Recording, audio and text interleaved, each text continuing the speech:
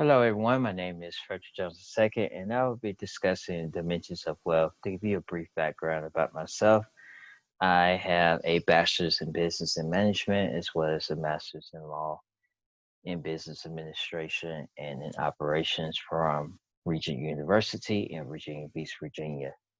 I have served in the sales and management role for over 15 years, and I am a licensed professional in life, accident, sickness, as well as a licensed agent in property and casualty. So I am excited about discussing dimensions of wealth because this subject is near and dear to my heart. So let's get started. So I always want to point out in creating generational wealth as well as leaving a legacy of wealth instead of debt, one must set the foundation. And one of the things that setting the foundation is having a philosophy of wealth.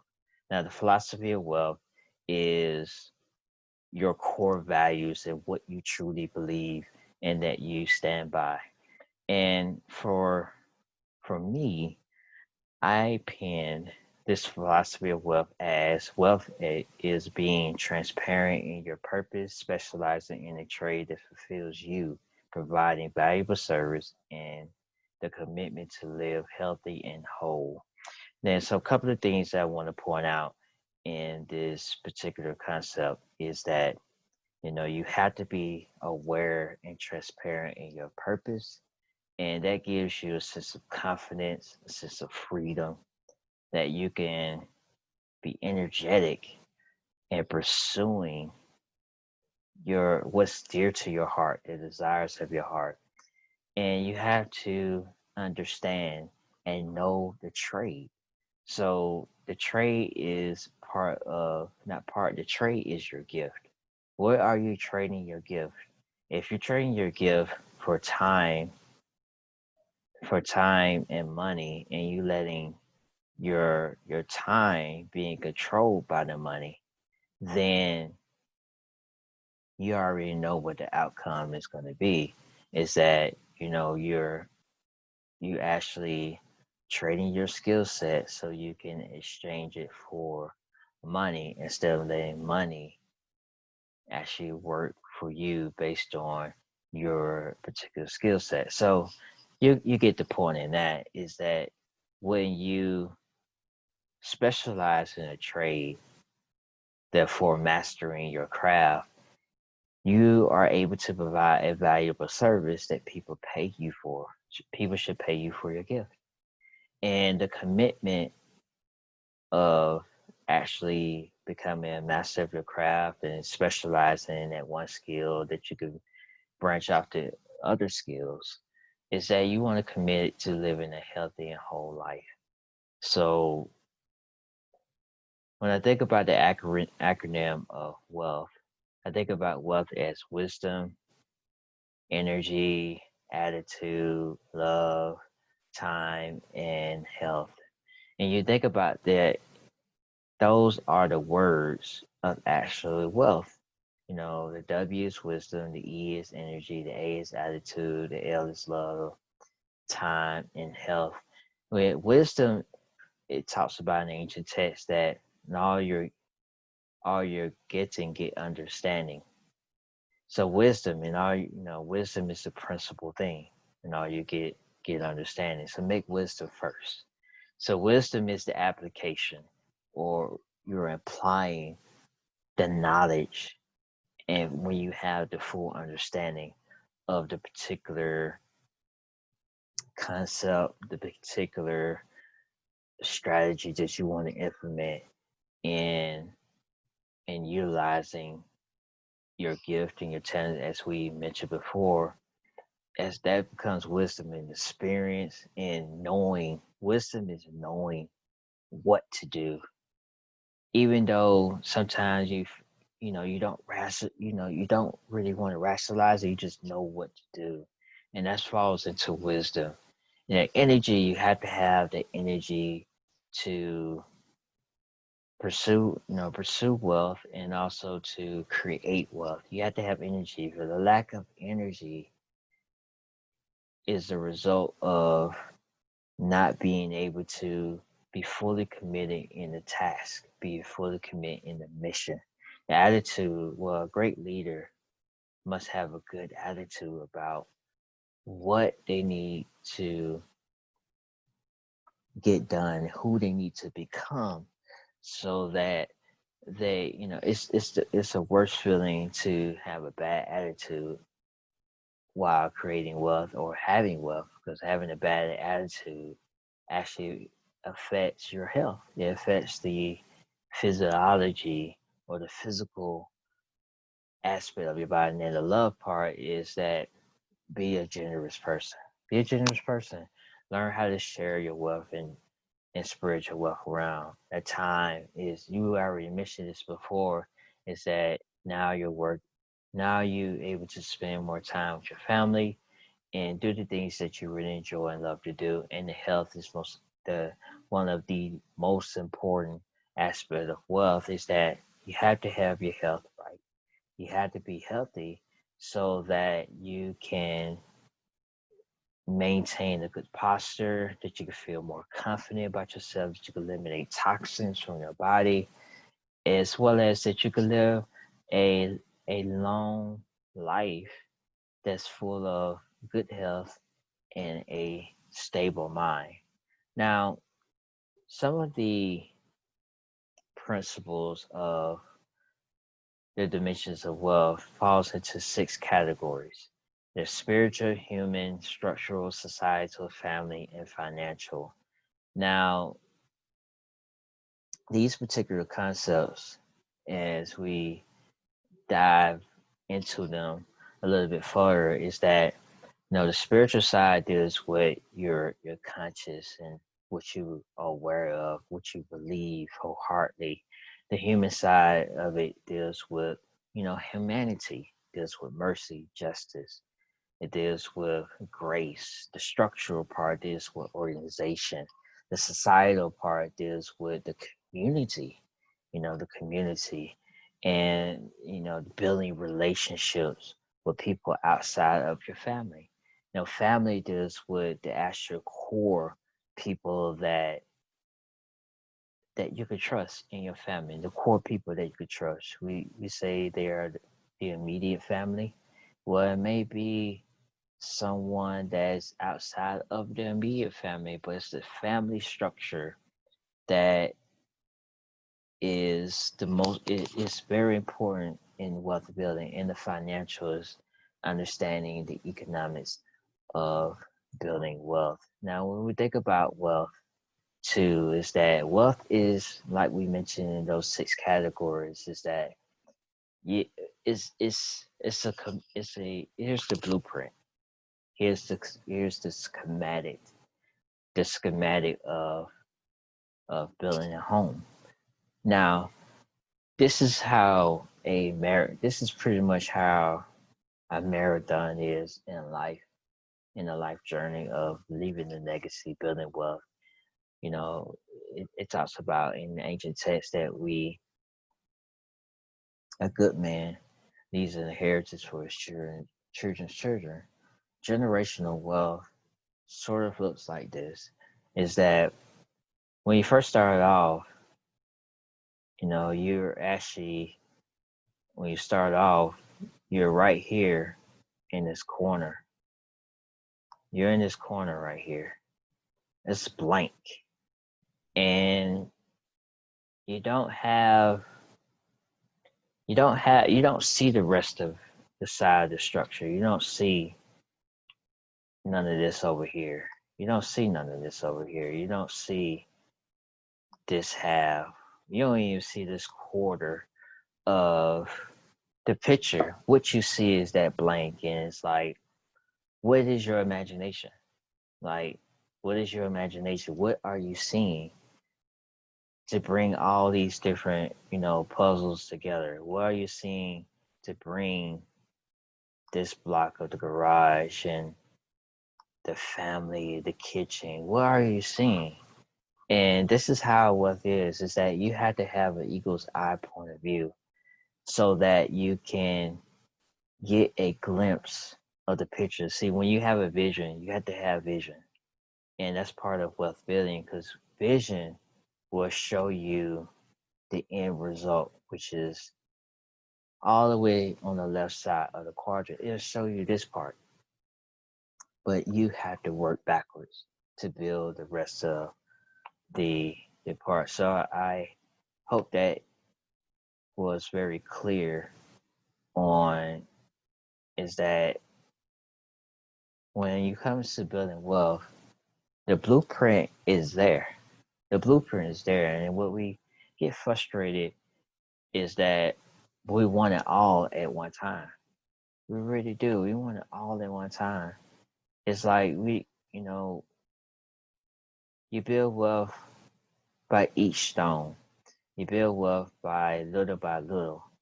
Because if you get it all at one time, then it's a strong possibility that you blow it. You blow it all. And you don't want to be like that. You don't want to,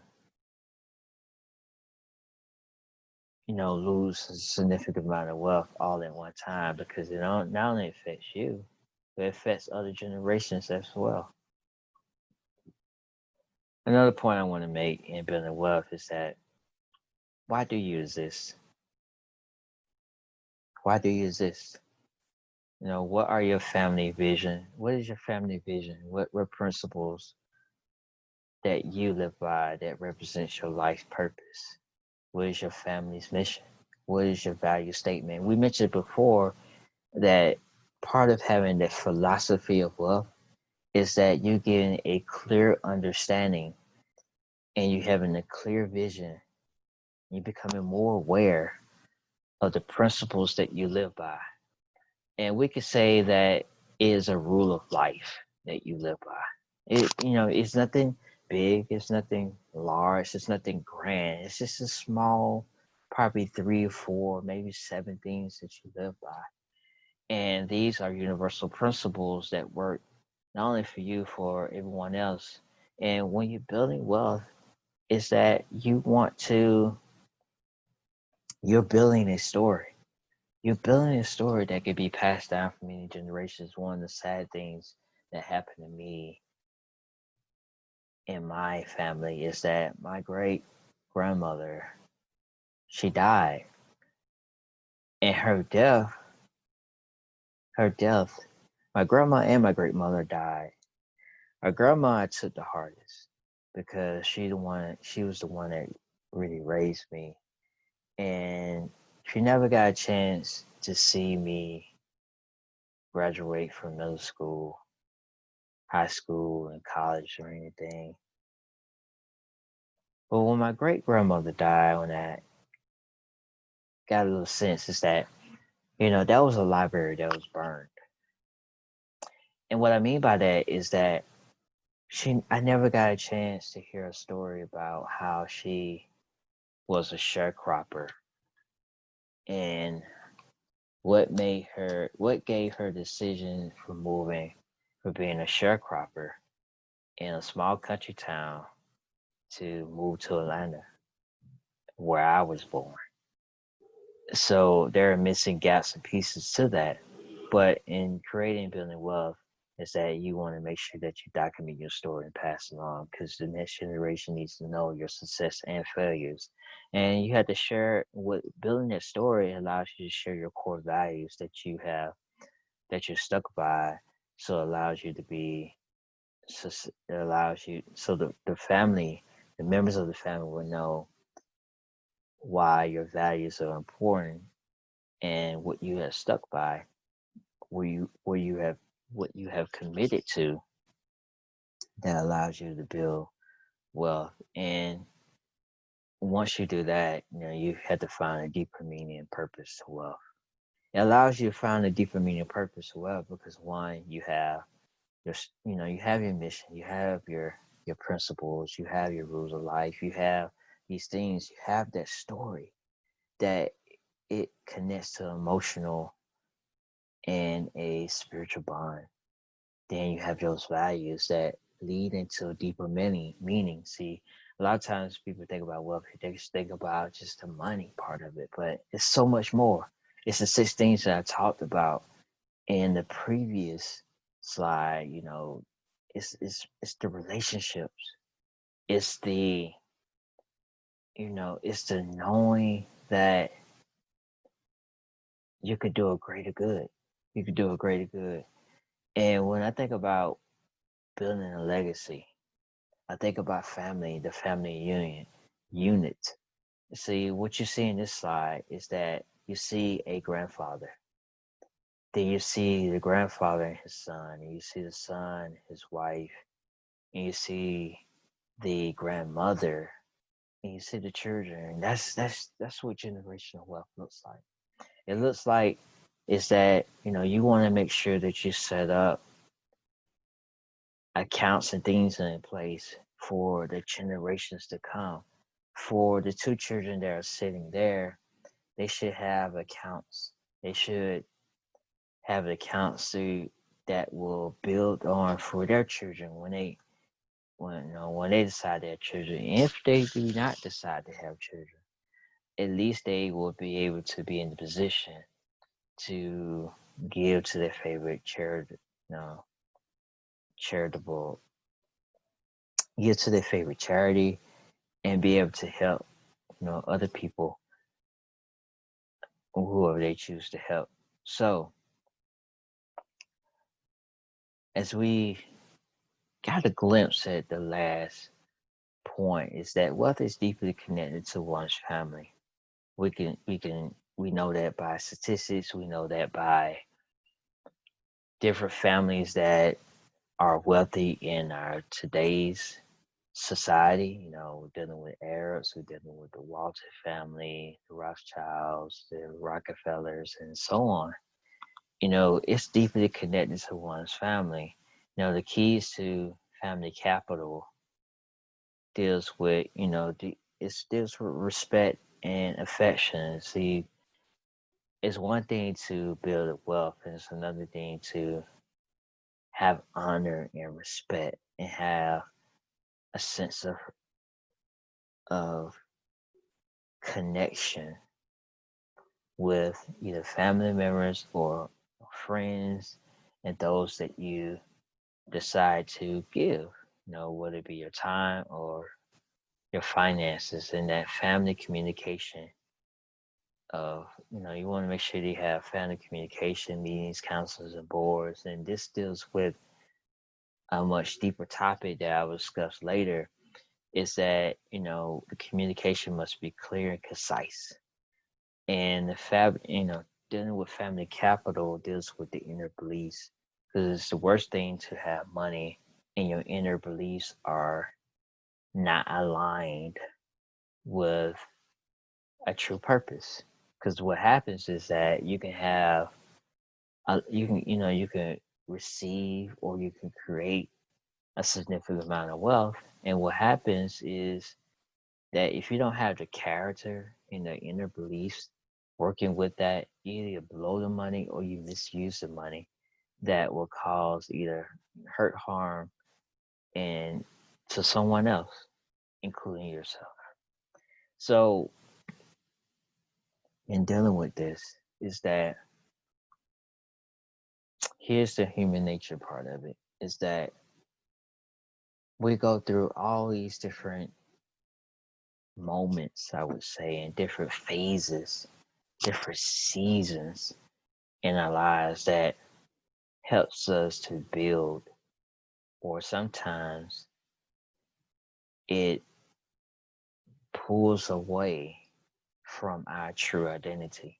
See, so wealth, developing the dimensions of wealth, or building wealth, creating wealth, the very core value, the foundation of it is identity, is discovering who you are, knowing who you are, because knowing who you are and knowing who you need to become, you have choices, values, beliefs. You have these things that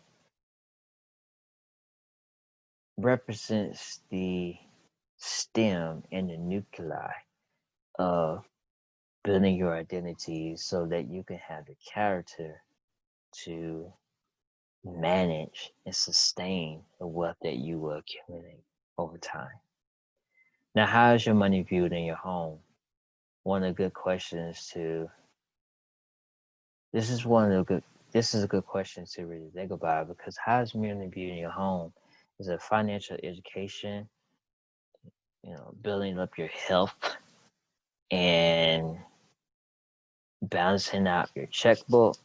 Well, checkbooks anymore, kind of. So balancing out your digital checkbook online. What is the philosophy of money in your home? A lot of people in the home do not like to talk about money or like discuss about bills, especially to the children. They don't talk about it at all. And what happens is their children go out and they don't talk about it in their family.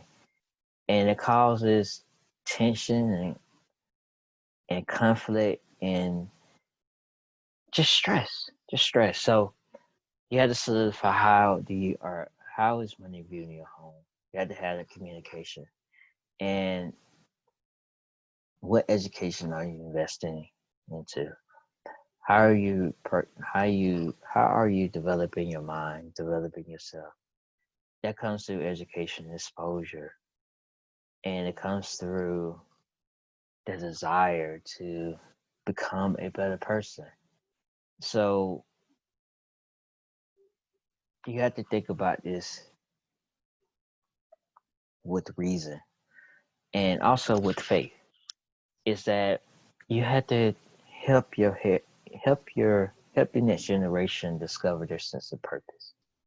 There's a statistic out there that says that wealth is lost in 3 generations, mainly because the first generation worked so hard to build a wealth. The second generation, because they didn't know their identity and they was kind of hurt by the first generation because either it was a trauma or there wasn't a balanced time spent. And what happens to the third generation, because of the lack of financial education, financial literacy, and so on, they blow all the money. So it happens. You got to make sure that you have something to develop the skills and character and leadership. And seeing money and work. Do you have a balance in life? Do you have a balance in life between your money and work? And you must identify how you're going to do that. So when I have these two pictures here up, and one says, one's identity is one discover their sense of purpose. And I normally have this on an interactive kind of scale. So, but this brings up a lot of discussion because these two images speak volume on generations, trying to discover who they are, their identity, and even the colors on the background has significant meaning. So I will leave that up to your discussion. But these two images do play a vital role in building wealth. Now, once you have these things in place, wealth looks like this: is that once the foundation is really deep, the core of your value statements and things of that nature are solidified, then you have this, you're building a good structure that can last for many generations. And you see the blueprints around there, you see how wealth has to be measured, you see, how the foundation is there, the structure is up, the design is there. And you can imagine that it was a collaborative effort. So what are the 3 key structures in building wealth? Well, the 3 key structures I want you to keep in mind, and we will discuss them a little bit further. What are the family institute? What is the family constitution, and what is governance? Now, the 3 key structures are family council, shareholder gathering, and family governing boards. And what that means is that the family council is when your family comes together, and it usually the core family. Core family could be anyone that is selected. It doesn't necessarily have to be the mother and father. It's the people that are actually selected to, normally it's the mother and father, but it's a selection of trusted core people. And your family counselor may be lawyers. It may be the lawyer. It just depends on how you want your family is, set up. The shareholder gatherings is that if some of your family in that core group have equity, say if you go in a family, just keep it simple, say if it's a family enterprise and your family members are the shareholders in their enterprise, then you have to have shareholder gathering. Another example of shareholder gatherings is that family members in that core group have equities in other companies. Then you need to have a better understanding of what is the purpose of having an equity in that company. If that company, sells, what are you actually going to do with that particular wealth? And the family governing boards is dealing with, the relationships of having a lawyer, having an estate planning attorney, having these different financial professionals in place so that you can make sure that your operation, your family business is running uh, running smoothly, having those people in place. The family constitution deals with guidelines of ownership. If you have you have, several businesses that you operate now, then you want to make sure that you have guidelines of ownership, especially if you going into limited partnership or partnership with your family. You had to have those guidelines of ownership, because if the company were to get acquired, then it lessens any conflict, because you already had documentation in place of who has ownership of what. You never should go in business with your family without the proper documentation. The main reason because it will be a lot of fighting and arguments among each other, um, basically because of the lack of making sure every T is crossed and every I is dotted. So you want to have a succession and inheritance plan. Who is your successor? Who are you leaving your inheritance to? That deals with wills and trusts. The family system is something that, you want to have the structure in place. As you mentioned, as you've seen in the other sides, that you've seen that structure, is that structure operates, it was built off based on a system. So you got to make sure that you put a system in place so it could be repetitive, and that generations and generations down the line can take those principles and values, and they can apply them, and they can become successful. Dealing with governance is decisions. How are you making the right decisions? Who's making the right decisions? Who are decision makers in the family? Administration of wealth, that deals with who is responsible of managing wealth. Every family should have an accountant, whether it be a CPA or an accountant, that you can ask questions. And especially if you get to a level of, operating and managing millions of dollars, you better make sure that you have an administration. We call that family office. People that help you to increase your wealth, grow your wealth, sustain your wealth, and make sure that you're in the right investment vehicles so your wealth continues to grow. And it's always wise to have good counsel. You never want to put these systems in place while having good counsel. I mean, you had to have, your lawyers and people that you truly trust, that will speak truth in love. And also they will have your best interests at heart. So you don't want any yes people.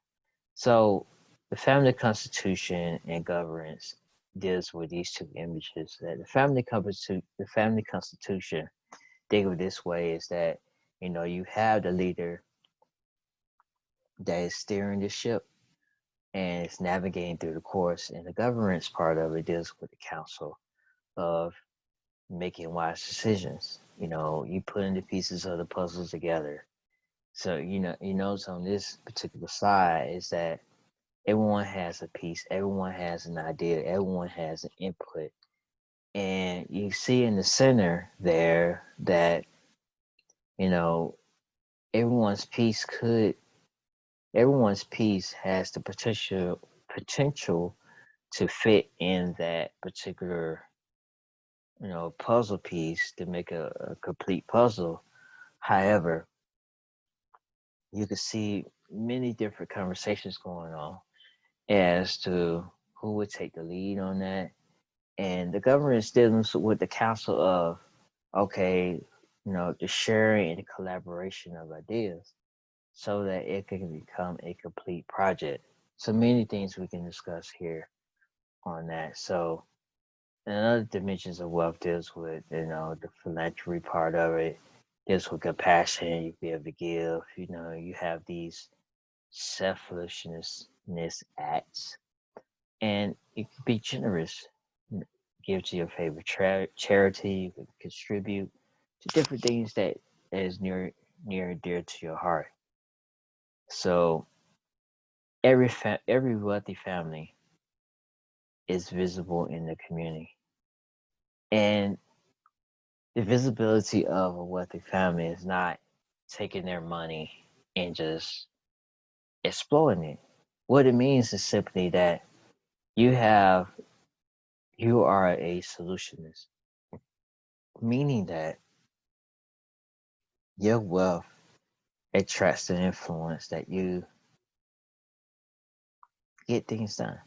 You get things done a professional in a professional manner, and that you're rich by and you're wealthy by your confidence and the meaning of knowing who you are, knowing your identity. So, what does your community see when they think about your family? What does your community see when they think about your family? Do they see a family that loves and cares and they are generous with their time, with their finances? And so, how does your community view your family? Who is the leader of your community, and how are you giving back for community service? Are you giving back with your time, or are you giving back with your finance? So you got to make those decisions, because those decisions are part of wealth. And there are a lot of wealthy families. I want to say a lot. There are some wealthy families that actually give their time so they can feel a sense of compassion, empathy for others doing community service. So, family finance. Family finance deals with, you know, financial education, and the person and the individuals in the family must be teachable. So, teachable that when the communication goes out, it's clear, it's realistic expectations. No one should think that wealth is something swift, like playing a lottery or any such thing. Is that you have teachable moments and you have principles and core values that you must live by. And once you build, you continue to build like stone by stone, brick by brick. Is that you realize how realistic the expectations are, and that wealth is built little by little. And so you have to have a long-term strategy for a sustainable future. The long-term strategy is that is that you're committed for you're committed. You're just committed for the marathon of building sustainable wealth for the future. It is a tragic story that you build wealth and you come to the end of the cycle of your life, and you see a generation exploring the wealth. that has been built on along, because the long-term strategy is for generational wealth to continue on. So dealing with that financial literacy is having the education part. So when you're managing wealth, when you're managing a large sum of money, is that you have to have financial oversight in that process. So why is it important to have a family board of directors, especially when you get to the level when you have wealth, when you're in the millions? Because the board of directors create balance. The board of directors pretty much just tell you, they tell you either yes or no on how are you to invest, save, and to uh, another part of board of directors is to do operating checks and balances. That's their job, checks and balances. So they help you to invest, save, and checks and balances. So think about that too as well. No, in wealth, building generational wealth, and the financial part of it is that you have to have leadership. You have to have strategic direction. You have to have meditation. Leadership deals with operations. Leadership deals with vision. Strategic direction deals with anticipation. Finance, meditation deals with family shareholders, as we mentioned before, and family conflicts. Let me share a little bit about leadership. Is that, leadership is just like the image we saw with the image with the steering, the rudder, the steering the ship, the rudder and everything, is that, you had to make sure operations are running smoothly. And you had to have vision for the long-term strategy. The strategic direction of your family is what you're anticipating and what needs to be done on that. So also to the financial part of it is that what are the things that you're having in place so that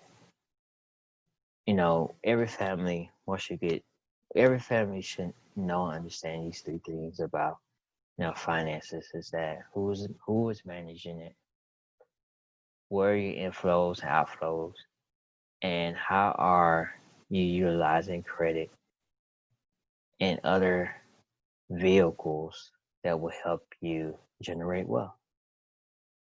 So, for example, I give you a prime example. Is that a quick example? A quick example is that every family should know cash flow statements, balance sheet, and income statements. They should know that. You should just know that because you need to know when the money coming in, coming out.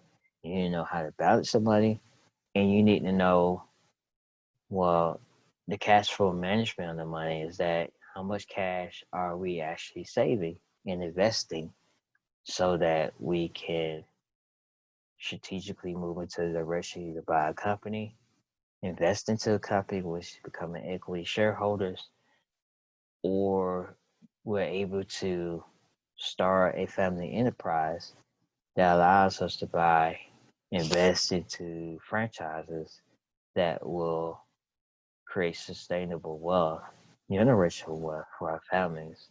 So our children and grandchildren can work in the business and grow the business.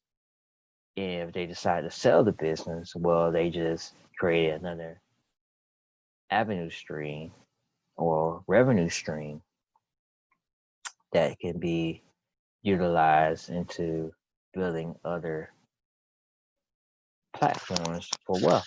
So think about it in that direction. So I am glad that you got a chance to hear the Dimensions of Wealth presentation by me, Fredrick Jones II. And if you have any questions and want to reach out to me, here's some contact information you can reach out to me, info@dimensionsofwealth.com. And also I'm active on a nonprofit organization in Force of One. So you can reach out to me at facebook.com, Force of One. media and also infodimensionsofwealth.com. And I look forward to hearing from you soon. You have an amazing and extraordinary day.